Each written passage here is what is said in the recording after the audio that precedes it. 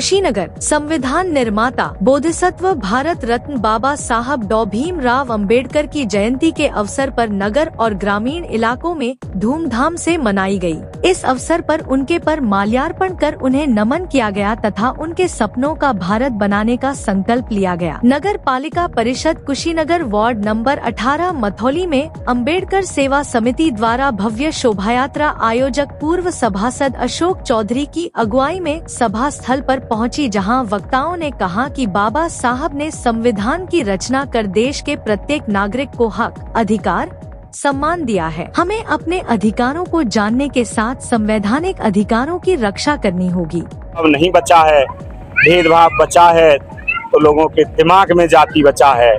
धीरे धीरे ये दिमाग से भी निकलेगा, हम ऐसी कामना करते हैं। बाबा साहब को पाठ्यक्रम में लाएंगे तो निश्चित रूप से ही बदलाव आएंगे। बहुत बहुत धन्यवाद। मैं आप सबको बाबा साहेब के 135वें जन्म दिवस पर आप सबको बहुत बहुत बधाई देता हूं। और हमारे प्रधान जी, भावी सभासद जी, अध्यक्ष जी, चेयरमैन, आपको बहुत बहुत बधाई देता हूं। आपने इतना सुंदर आयोजन आज किया। जय भारत। नहीं, ऐसा तो नहीं है कि पीछे है, समाज पढ़ रहा है, सरकारें सहयोग भी कर रही हैं, लेकिन इससे अधिक की आवश्यकता है। नाकाफी है अभी।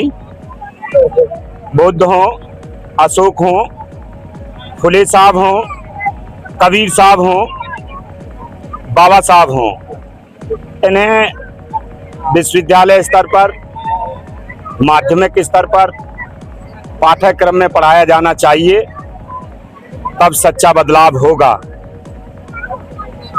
ओशो महोदय ने कहा है, भारतवासी विचारों का कत्ल करते हैं और मूर्तियों की पूजा करते हैं। तो ये बाबा साहब का ये जुलूस निकाल लेना, आयोजन कर लेना, ये सच्ची श्रद्धांजलि नहीं है। सच्ची श्रद्धांजलि होगी कि उन्हें पाठ्यक्रम में पढ़ाया जाए और उनके मार्ग पर चला जाए।